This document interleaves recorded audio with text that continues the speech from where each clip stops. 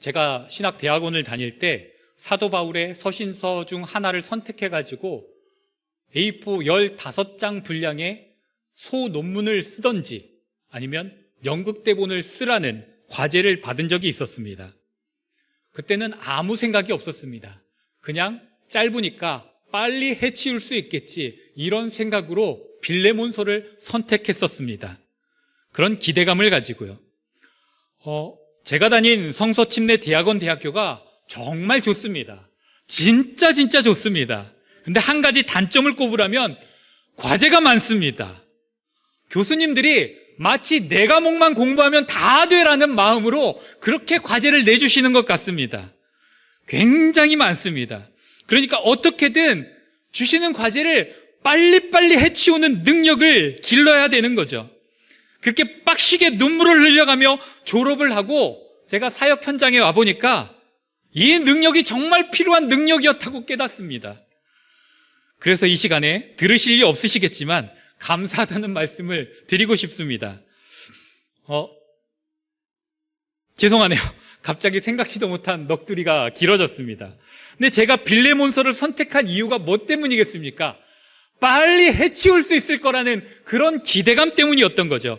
이런 단순한 기대감을 가지고 시작했는데 연구를 하면서 깨달았습니다.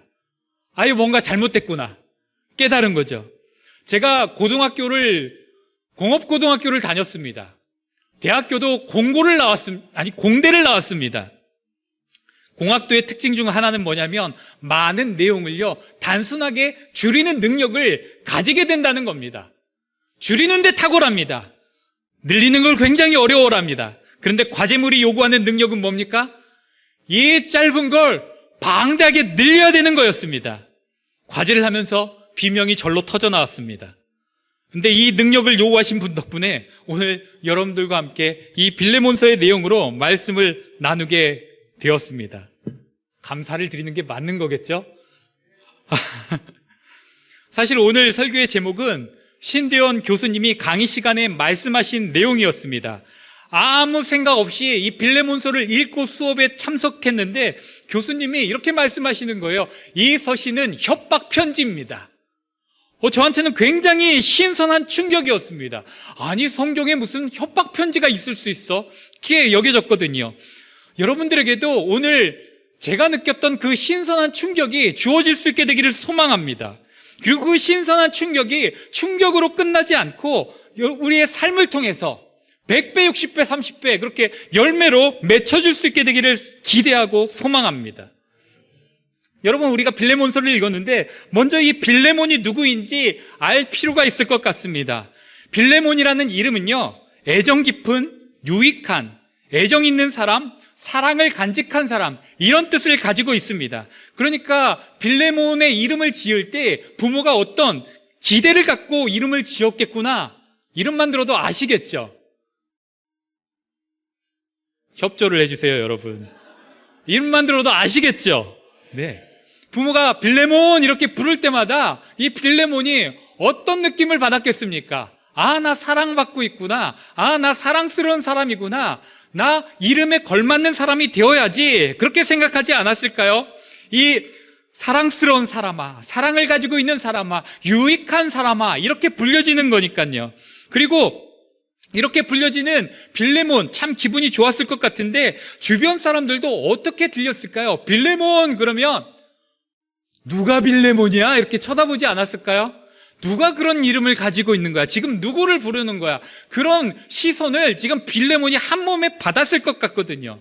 여러분, 많은 사람들의 시선을 받게 되면 부담감을 느끼는 사람들도 종종 있지만 어떻습니까? 뿌듯함을 느끼는 사람도 있는 거죠. 그러니까 부담을 이겨내고 그 이름에 어울리는 삶을 살 수 있게 된다면 그건 역시 축복이 아닐까요? 아멘이시죠? 그러니까 여러분들 자녀들한테 좋은 이름 지어주셨잖아요. 자녀들이 그 이름처럼 살 수 있도록 여러분들이 또 도와주셔야 되는 거예요. 어떻게 도와주시면 될까요? 이름을 계속해서 불러주시는 거죠. 사랑스러운 그 이름을요. 그 이름의 뜻을 계속해서 알려주셔야 되는 겁니다. 역시 이름 잘 짓고 봐야 되는 거죠. 근데 이 빌레몬이 어떤 사람인지 사도 바울이 쓴 빌레몬서를 읽어보면서 우리 더 깊이 알아가 보도록 하겠습니다. 1절, 2절 말씀을 이 시간 함께 읽겠습니다. 시작. 그리스도 예수를 위하여 갇힌 자 된 바울과 및 형제 디모데는 우리의 사랑을 받는 자요 동역자인 빌레몬과 자매 아비아와 우리와 함께 병사된 아키뽀와 내 집에 있는 교회에 편지하노니. 네, 이렇게 되어져 있죠. 빌레몬은 고향이 골로새입니다. 골로새 사람이에요. 2절을 통해 알 수 있는 내용은 뭐냐? 빌레몬의 아내의 이름이 아비아라는 사실입니다. 자매는 아내를 뜻합니다. 또 그 아들의 이름은 아키뽀입니다. 여기는 어떻게 아들인지 알 수 없지만 자료에 의하면 아들이라는 사실을 우리가 알게 됩니다. 그리고 빌레몬은 노예를 사가지고 하인으로 부릴 수 있을 정도로 부유한 사람이었습니다. 부자였습니다. 그리고 자신의 집을 열어서 교회를 세웠다는 사실을 내 집에 있는 교회에 편지한다는 이 내용을 통해서 우리가 알 수 있게 되는 거죠. 자신의 집을 오픈해가지고 성도들이 모일 수 있는 공간, 주 예수의 이름으로 모이고 예배를 드릴 수 있는 공간으로 제공했다. 그 정도로 그의 믿음이 컸구나라는 사실을 우리가 말씀을 통해서 알게 되는 것입니다. 오늘 이 자리에도 마음만 먹으시면 얼마든지 언제든지 내 집을 오픈해가지고 성도들이 마음껏 예수의 이름으로 모여서 교제를 나누고 예배를 드리는 그런 장소로 제공해 주실 수 있는 분들이 계시다고 믿습니다. 아멘이 나왔습니다. 네. 요즘 시대 집을 오픈한다는 것이 참 쉽지 않은 것을 보게 되지만 그 어려운 것을 해낼 수 있는 용기와 믿음이 여러분들에게 생겨나시기를 소망합니다. 여러분 유시진 대위만 이런 멋진 대사 하면 안 되잖아요. 그 어려운 것을 내가 해내지 말입니다. 여러분 우리도 할 수 있습니다. 그 어려운 것을 내가 해내지 말입니다. 여러분들이 이런 멋진 대사를 구사할 수 있는 분들 되시길 소망합니다. 저부터 하라고요? 네, 환영입니다. 얼마든지 할 수 있습니다. 아내 허락은 받았냐고요? 제 아내가 더 원합니다. 여러분 집에 초청하고 싶어갖고 안달 복달이에요. 언제든 열려 있으니까 오셔서 복된 믿음의 교제를, 사랑의 교제를 나눠주시면 좋겠습니다. 지금 또 속으로 집이 머니까 저런 소리 하지, 어차피 안 올 거 아니까 저런 소리 하지, 이런 생각 혹시라도 하시는 분 꼭 초청하고 싶습니다. 말씀하십시오. 여러분 빌레몬이 자신의 집을 오픈해서 교회를 세울 수 있을 정도로 그렇게 큰 믿음을 가질 수 있는 그 이유가 무엇일까요? 그가 사도 바울을 통해서 예수 그리스도를 만났기 때문입니다. 누구를 만났다고요? 예수 그리스도를요. 예수 그리스도를 만난 빌레몬은 사도 바울이 동역자다 이렇게 부를 만큼 삶에 놀라운 변화가 일어났습니다. 할 수 없었던 사람이 할 수 있는 사람으로 변화된 것입니다. 여러분 오늘날 우리가 큰 믿음을 가질 수 있는 이유가 어디에 있습니까? 우리의 연약하고 작은 믿음이 커질 수 있는 비결 무엇입니까 여러분? 우리가 드리는 이 예배를 통해서 죄인을 구원하시는 예수 그리스도를 만나면 되는 것입니다. 믿음을 선물로 주시는 전능하신 하나님을 만나면 되는 것입니다. 오늘 드려지는 이 예배 시간을 통해서 이 자리에 계신 여러분들 모두가 이런 만남의 축복을 경험하게 되기를 소망합니다.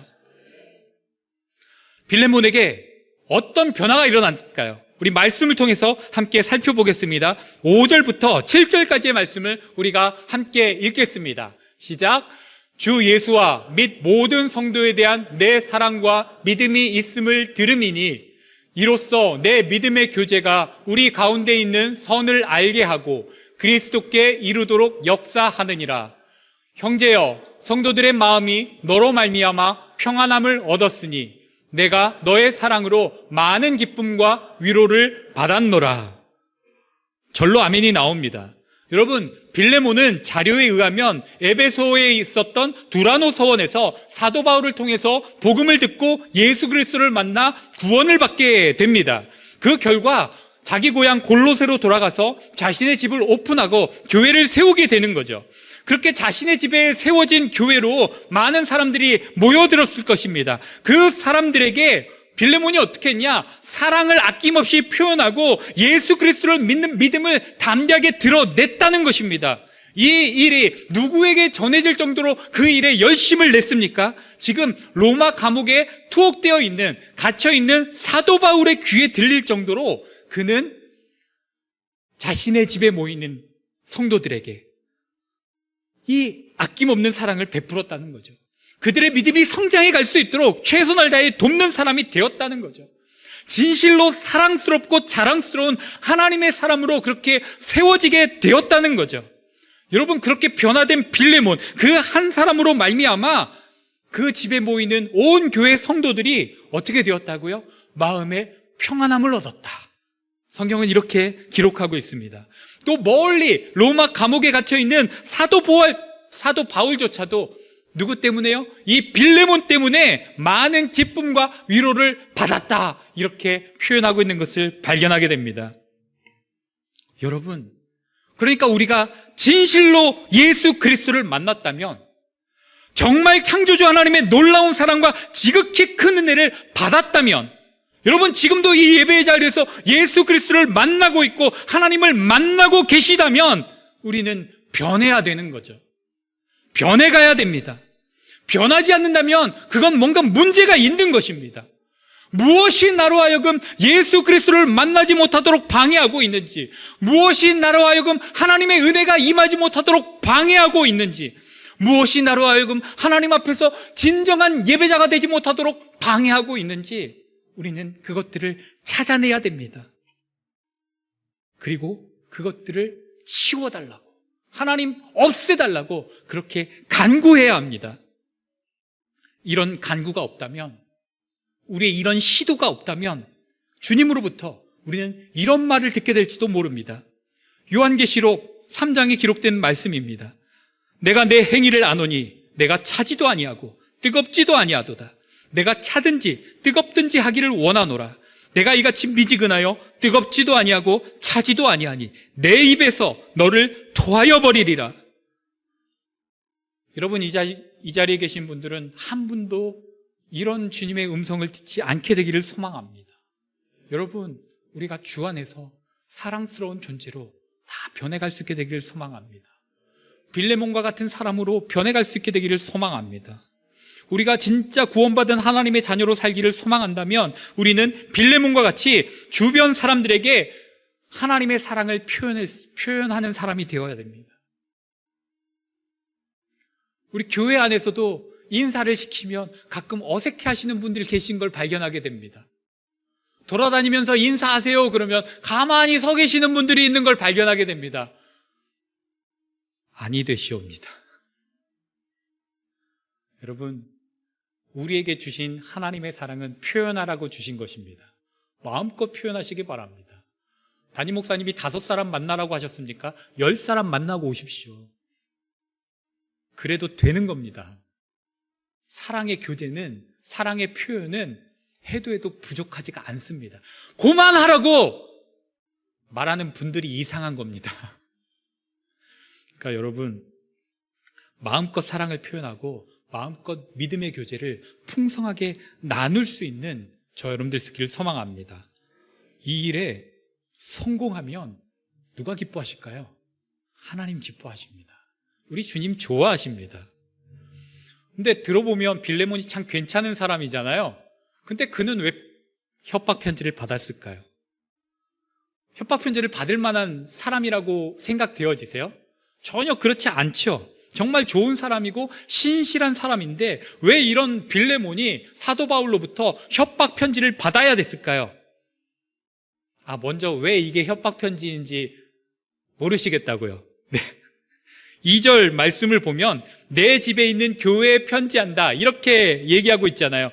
이 말이 뭐냐? 너 혼자 읽지 말고 다 같이 읽어라 라는 말인 거죠. 너만 보지 말고 모두가 공개할 수 있도록 이 편지를 어떻게 하라고요? 오픈해라, 이런 의미입니다. 빌레몬서의 주된 내용이 뭐냐? 너의 노예였던, 너의 종이었던 오네시모를 용서하고 받아주고 동역자로 세워라, 이 내용이거든요. 근데 노예에 관한 문제는 철저하게 이 당시에 주인만의 문제였습니다. 교회의 문제가 아니었습니다. 빌레몬 개인의 문제였던 거예요. 그런데 사도 바울은 왜 그걸 오픈하라고 이야기를 하고 있는 걸까요? 14절 말씀을 우리가 함께 읽겠습니다. 14절 시작. 다만 내 승낙이 없이는 내가 아무것도 하기를 원하지 아니하노니 이는 너의 선한 일이 억지같이 되지 아니하고 자의로 되게 하려 함이라. 말은 너의 선한 일이 억지같이 되지 않고 자의로 되기를 원한다고 말해놓고, 여러분 이 편지를 많은 사람들 앞에서 공개를 하면 해야 되는 겁니까? 안 해도 되는 겁니까? 눈치 보여서 어떻게 안 합니까? 이거를 하는지 안 하는지 사람들이 지켜볼 텐데요, 어떻게 하냐 이렇게 바라볼 텐데요. 게다가 더 엄청난 요구를 이어서 하는 걸 보게 됩니다. 16절, 17절 말씀도 함께 읽겠습니다. 시작. 이후로는 종과 같이 대하지 아니하고 종 이상으로 곧 사랑받는 형제로 둘 자라. 내게 특별히 그러하거든 하물며 육신과 주 안에서 상관된 내게랴. 그러므로 내가 나를 동역자로 알진대 그를 영접하기를 내게 하듯 하고. 죄를 짓고 달아난 종을 어떻게 하라고요? 종으로 대하지 말라고 얘기합니다. 죄를 짓고 도망간 노예를 용서하고 받아주는 것도 엄청난 일이었는데 종 이상으로, 심지어 사도 바울 자신을 대하듯이 대하라고 이야기를 하고 있습니다. 여러분, 빌레몬한테 사도 바울이 어떤 존재입니까? 자신한테 복음을 전해준 존재입니다. 자신한테 하나님의 말씀을 가르쳐준 존재예요. 영적 스승이고 영적 아버지인 거죠. 그런 사도 바울을 대하듯이 지금 도망갔던 자신의 종 오네시모를 대하라고 요구하고 있는 거예요. 여러분, 더 있습니다. 18절, 19절 말씀도 함께 읽겠습니다. 시작. 그가 만일 내게 불의를 하였거나 내게 빚진 것이 있으면 그것을 내 앞으로 계산하라. 나 바울이 친필로 쓰노니 내가 갚으려니와 내가 이외에 내 자신이 내게 빚진 것은 내가 말하지 아니하노라. 여러분, 오네시모는요, 주인인 빌레몬의 물건을 훔쳐서 도망간 노예였습니다. 싸구려 들고 튀었을까요? 아니겠죠. 이 노예 생활을 벗어나고 싶은 마음에 도망을 간 건데 싸구려 들고 튀면은 전혀 도움이 안 되잖아요. 뭔가 먼 곳에 가서 떵떵거리면서 살 수 있을 만큼 들고 튀었을 겁니다. 근데 그렇게 큰 물질적인 손해를 입힌 오네시모를 대신해가지고 이 손해배상을 마치 누가 해줄 것처럼 얘기하고 있는 거예요? 사도 바울이 해줄 것처럼 얘기를 하다가 무슨 말을 뒤에 덧붙입니까, 여러분? 빌레몬, 너 나한테 빚진 거 있잖아. 잊지 마. 이렇게 얘기하고 있는 거예요. 그러니까 이 편지를 같이 읽고 있는 빌레몬 교회의 성도들이 뭐라고 생각하겠습니까? 우리 교회 목사님이 사도 바울한테 빚이 있구나. 뭔가 갚아야 될 게 있구나. 이렇게 생각하지 않겠습니까? 그럼 갚으셔야겠네. 오네시모 그냥 용서해 주셔야 되겠네. 이런 생각과 마음을 품게 되겠죠. 근데 여러분, 이것만도 황당한데 더 있습니다. 21절, 22절 말씀도 함께 읽겠습니다. 시작. 나는 내가 순종할 것을 확신함으로 내게 썼노니 내가 말한 것보다 더 행할 줄을 아노라. 오직 너는 나를 위하여 숙소를 마련하라. 내가 기도로 내가 너희에게 나아갈 수 있기를 바라노라. 이렇게 얘기합니다. 뭔 말이냐면 순종할 것을 믿는다고 얘기하면서 숙소를 마련해놔라. 내가 너 이렇게 했는지 안 했는지 가서 확인할 거야. 내가 가서 머물 공간을 만들어 놓고 너 딱 기다려. 이렇게 요구하고 있는 사도 바울의 모습을 발견하게 되는 거죠. 여러분, 이쯤 되면 협박이 맞죠?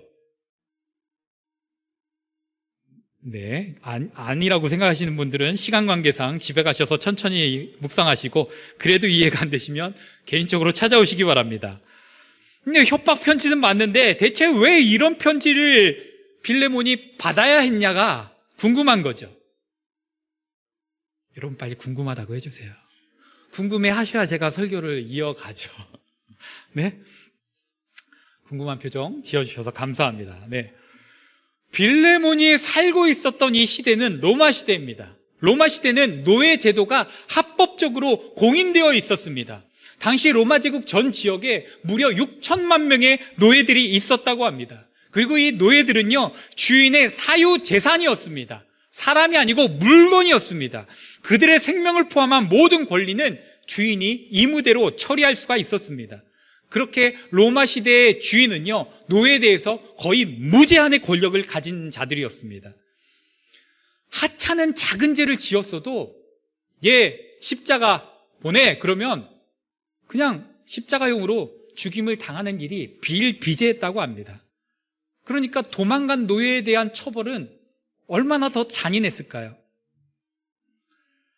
그런 시대에 노예를 사가지고 종으로 부리고 있었던 빌레몬에게 오네시모는 어떤 존재였을까요, 여러분? 복음을 전하고 함께 교회를 세워가야 하는 존재로 여겨졌을까요? 아니요. 전혀 그렇게 보이지가 않았습니다. 노예는 사람이 아니었습니다. 물건이었습니다. 복음을 전할 가치가 없는 존재였습니다. 감히 함께 하나님의 나라를 꿈꿀 수 없는 존재였습니다. 쟤랑 나랑 같이 천국에 들어간다? 상상조차 안 하는 그런 존재였습니다. 교회로 찾아오는 성도들을 얼마든지 사랑할 수 있지만 빌레몬한테 절대 사랑할 수 없는 존재가 있었으니 사회적인 인식 속에 사람으로 태어났지만 사람답게 살 수 없었던 노예들이 바로 그런 존재들이었습니다. 그 결과 오네시모는 주인인 빌레몬으로부터 도망을 치는 선택을 하게 된 거죠. 만약 빌레몬이 오네시모에게 복음을 전하고 사랑으로 감쌌다면 그가 도망갔을까요? 세상에 이런 주인이 어딨어 하면서 더 머물기를 원했겠죠. 그런데 그렇게 하지 않았으니까 오네시모가 도망을 간 겁니다. 그리고 그 일 때문에 사도 바울로부터 협박 편지를 받게 된 거죠. 여러분, 오늘날 우리들에게 이런 모습이 있을까요? 없을까요? 저는 있다고 생각합니다. 오늘날 교회가 너무나도 부정적인 모습으로 세상에 인식되어지고 많은 세상 사람들이 손가락질을 하고 욕을 합니다. 그 이유를 어디서 찾을 수 있을까요? 물론 교회를 이끈 리더들, 목사들이 잘못하고 직분자들이 잘못하는 경우 많습니다. 정말로 죄송하죠. 그런데 우리들에게 이런 빌레몬과 같은 모습이 있기 때문에 또 세상으로부터 그렇게 부정적인 평가를 받게 된다라는 것입니다. 우리가 사랑할 수 있는 사람만 사랑하고 받아줄 수 있는 사람만 받아주고 그렇게 사니까요. 지난 6월 14일 토요일에 서울 도심에서 퀴어 축제가 열렸습니다. 퀴어, 그 뜻이 이상한, 기이한 이런 뜻입니다. 정말 이상하고도 기이한 축제가 서울 도심 한복판에서 열린 거죠. 그 축제에서 퍼레이드에 참가하느라고 다소 선정적인 의상을 입었던 사람이 오늘 그 의상을 그대로 입고 예배 자리에 여러분들과 함께 앉아 계신다라고 한번 상상해 보십시오. 여러분 용납이 되시겠습니까? 받아들일 수 있으세요? 이 말을 하고 있는 저도 솔직하게 저 사람 어떡하지? 라는 거부감이 솟구쳐 올라올 것 같습니다. 자꾸만 눈에 보이는 그 모습 때문에 말씀이 안 전해질 것 같습니다.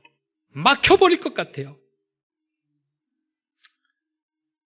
그런데 여러분, 이 시대에 예수님이 오신다면, 이 시대 지금 예수님이 오신다면 예수님은 교회를 찾아오실까요? 아니면 동성애자들이 모여있는, 성소수자들이 모여있는 그 퀴어 축제를 찾아가실까요? 예수님은 누가복음 5장 32절 말씀에 이렇게 말씀하셨습니다. 내가 의인을 부르러 온 것이 아니요 죄인을 불러 회개시키러 왔노라. 죄인을 불러 회개시키러 왔노라. 여러분, 이 말씀을 이루시려면 예수님은 죄인들이 많이 있는 곳 가시겠지요. 퀴어 축제 가시겠죠. 그들을 지지하기 위해서 가시는 것이 아니라 그곳에 누가 있으니까 불러서 회개시켜야 될 죄인들이, 천하보다도 귀한 한 영혼이, 하나님이 긍휼히 바라보시는 한 영혼이 그 자리에 있으니까요. 그런데 예수 그리스도를 만나고 예수 그리스도를 영접한 우리는 은연중에 나와 함께 신앙생활을 할 수 있는 사람과 할 수 없는 사람을 구분하면서 그렇게 신앙생활을 하고 있다는 거죠. 저 사람은 구원받을 자격이 없어. 저 사람은 천국에 갈 수 없는 사람이야. 여러분, 그런 잣대 누가 주셨습니까? 여러분, 우리는 무슨 자격으로 그렇게 판단하고 비판하고 정죄합니까? 우리에겐 그런 자격이 없습니다. 이 세상 그 누구라도 하나님은 긍휼의 눈으로 바라보십니다. 예수님은 이 세상에 있는 수많은 죄인들을 불러 회개시키기를 원하고 계십니다. 오늘도 그 일을 이루어 가고 계십니다. 근데 우리가 주님의 뜻을 이루기 원한다면서 우리의 삶은 그와는 너무 동떨어진, 너무나도 반대되는 삶을 살고 있지는 않은지요. 여러분, 우리의 삶이 그렇다면 우리도 각오해야 됩니다. 뭘요? 주님으로부터 받게 될 협박 편지가 있겠구나. 이걸 각오해야 되는 것입니다. 아마 이미 받고 변하고 계신 분도 이 자리에 계시리라고 믿습니다. 여러분, 우리는 변했지만 계속해서 변해가야 하는 것입니다. 빌레몬이 사도 바울로부터 온 사랑의 협박 편지를 받고 나서 무엇을 깨닫게 되었을까요? 아, 나 빚진 자구나. 복음의 빚진 자고 사랑의 빚진 자구나. 이 사실을 깨닫게 되었을 거라고 믿습니다.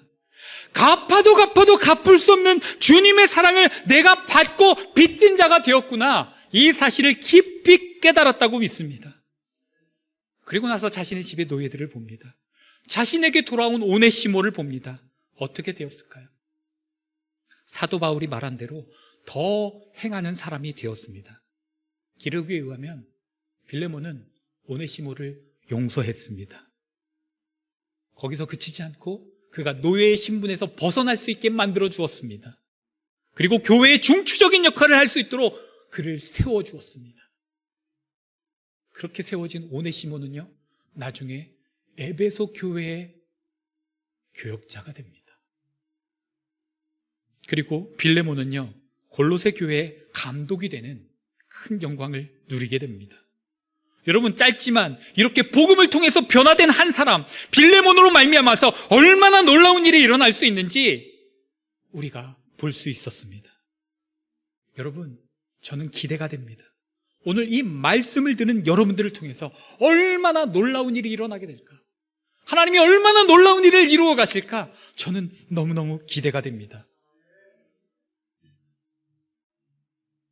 놀라운 복음의 이야기를 함께 써내려가는 우리 좋은 침례교회 여러분들 되시길 소망합니다.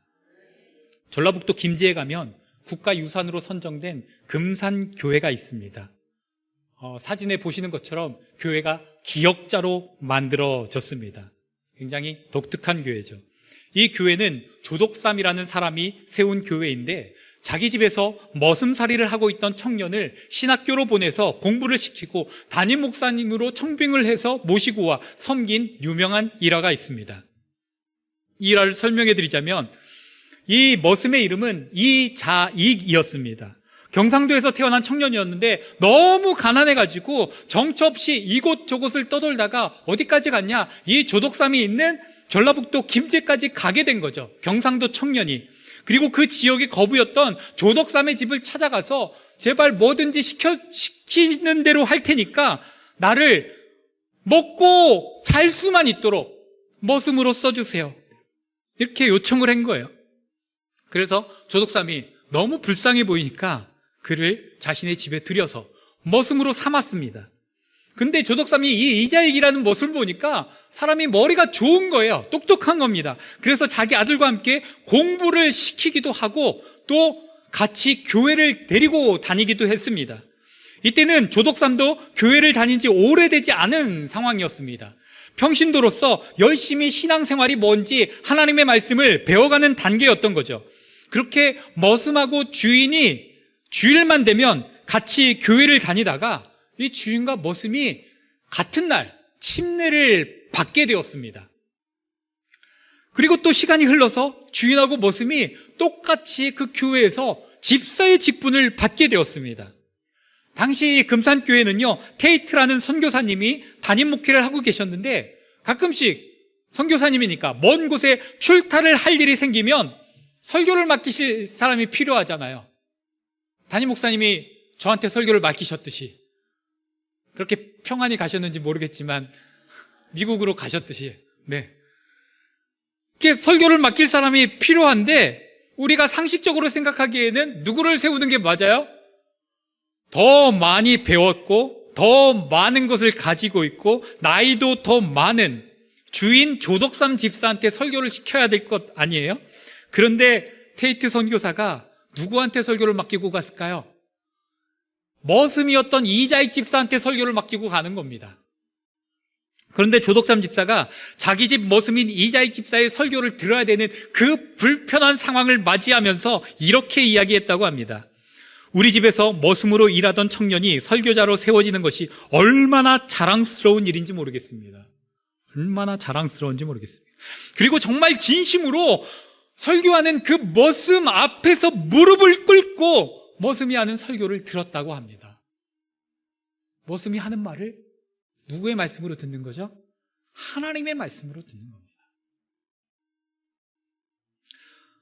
또 정말 충격적인 일이 몇 년 후에 생기게 됩니다. 금산교회는 장로교회였기 때문에 교회 장로 후보 2명을 선출하게 되었습니다. 여러분, 누가 후보로 선출되었을까요? 예상하시는 대로 머슴 이자익 집사와 주인 조덕삼 집사가 장로 후보로 선출이 되었습니다. 참 주인의 입장에서 보면은 이 상황이 굉장히 불편하고 못마땅할 만한데 그냥 받아들이는 겁니다. 상식적으로 조덕삼 집사가 주인이잖아요. 금산교회는요, 조덕삼 집사의 사랑채에서 모이는 교회였거든요. 훗날에 이분이 땅을 들여가지고 사진에 나왔던 그 교회를 짓게 되는 건데 그에 반해서 이자익 집사는 뭡니까? 머슴이에요. 가진 게 아무것도 없습니다. 나이도 조덕삼 집사보다 12살이 어립니다. 그런데 사람들이 누구를 장로로 뽑았을까요? 예상하시는 것처럼 이자익 집사를 장로로 뽑았습니다. 여러분, 장로교회를 다녀보신 분들은 아실 거예요. 장로교회에서 장로 이렇게 나갔다가 떨어지는 게 얼마나 자존심 상하는 일인지, 얼마나 시험에 드는 일인지, 이것 때문에 교회 떠나시는 분들 계시거든요. 근데 조덕삼 집사는 투표 결과를 본 다음에 이 금산교회 성도들에게 이렇게 말했다고 합니다. 우리 금산교회 섬국민들은 참으로 훌륭한 일을 해내셨습니다. 저희 집에서 일하는 이자익 집사는 저보다 신앙적인 열의가 훨씬 높습니다. 저는 나이가 많아서 섬기기도 어려운데 젊은 이자익 집사를 장로로 뽑아주시니 참으로 감사를 드립니다. 이렇게 얘기를 했다는 거예요. 저 같으면 부글부글 싹 올라가지고 저 인간을 내가 괜히 들였지. 저 인간 때문에 내가 이 수치와 모욕을, 너는 나에게 모욕감을 줬어, 이 얘기를 할 것 같은데 말이죠. 너무 다르게 반응하는 조덕삼 집사의 모습을 발견하게 됩니다. 그리고 조덕삼 집사는요, 교회를 가면 기쁨으로 이 이자익 장로를 섬겨주었다는 거예요. 이자익 장로가 설교를 하면 예전부터 그러했듯이 그 앞에서 여전히 무릎을 꿇고 기도하면서 설교 말씀을 들었다는 겁니다. 그리고 집으로 돌아가면 이자익 장로는 또 머슴의 신분으로 자기의 주인인 조덕삼 집사를 잘 섬겼다고 그래요. 그렇게 주거니 받거니 참 아름다운 관계를 가지고 간 거죠. 이렇게 신앙이 출중했던 이자익 장로를 아까워한 이 조덕삼 집사가 어떻게 했냐? 이 이자익 장로를 평양 신학교로 보내버렸습니다. 전라북도 김제에서 평양까지 얼마나 멉니까, 여러분? 왔다 갔다 할 수 있을까요? 못하겠죠. 게다가 머슴인데 무슨 돈이 있어서 공부를 하겠습니까? 공부할 수 있도록 모든 것을 다 뒷바라지하고 그가 공부하고 있는 동안 또 그의 가족을 부양하는 일도 누가요? 조덕삼 집사가 다 감당했습니다. 그렇게 이자익 장로가 조덕삼 장로의 후원 덕분에 무사히 졸업을 하고 목사 안수를 받게 됩니다. 그럼 이제 사역할 교회가 필요하잖아요. 조덕삼 집사가 이때는 장로가 되었습니다. 그래서 어디로 모셔오는 거예요? 금산교회 담임 목사로 자기 머슴이었던 이 이자익 목사를 데리고 오는 거죠. 여러분, 세상적으로 생각하면 내 주인이 있는 교회에 담임 목사로 가고 싶은 마음이 있을까요? 저는 굉장히 힘들 것 같습니다. 저를 가르쳐 주신 스승님이 계시는 교회에 이어서 간다? 두렵고 떨려서 저는 그곳에서 목회를 못할 것 같습니다. 그리고 조덕삼 장로도 마찬가지죠.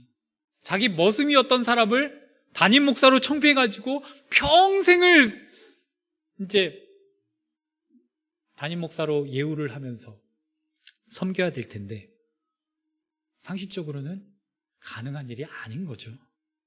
못할 일인 거죠. 근데 여러분, 어떻게 이 일을 할 수 있게 되었을까요? 조덕삼 장로도 그렇고 이자익 목사님도 그렇고 어떻게 이 일이 가능했냐는 거죠. 내가 복음의 빚진 자라는 사실을, 사랑의 빚진 자라는 사실을 잊지 않고 산다면 얼마든지 할 수 있게 되는 줄로 믿습니다. 예수 그리스도 안에서 내가 어떤 존재가 되었는지 제대로 깨닫는 사람이라면 이걸 할 수 있는 것입니다. 예수 그리스도를 통해서 내 안에 임해온 복음의 능력이 얼마나 대단한 것인지를 알고 그 복음의 힘을 덧입으면 되는 것입니다.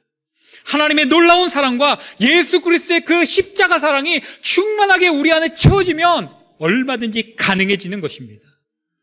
여러분이 시간 가슴에 손을 한번 얹어 보십시오. 가슴에 손을 얹고 이렇게 선언하시기 바랍니다. 나는 할 수 있습니다. 나는 할 수 있습니다. 우리 전후좌우에 계신 분들과도 이렇게 권면하시기 바랍니다. 당신은 할 수 있습니다. 당신은 할 수 있습니다. 이 시간 두 주먹을 불끈 쥐고 이렇게 하겠습니다. 우리는 할 수 있습니다. 우리는 할 수 있습니다. 아멘. 이 시간 다 함께 일어나셔서 우리에겐 소원이 하나 있네. 함께 찬양하시면서 결단하는 시간 갖도록 하겠습니다.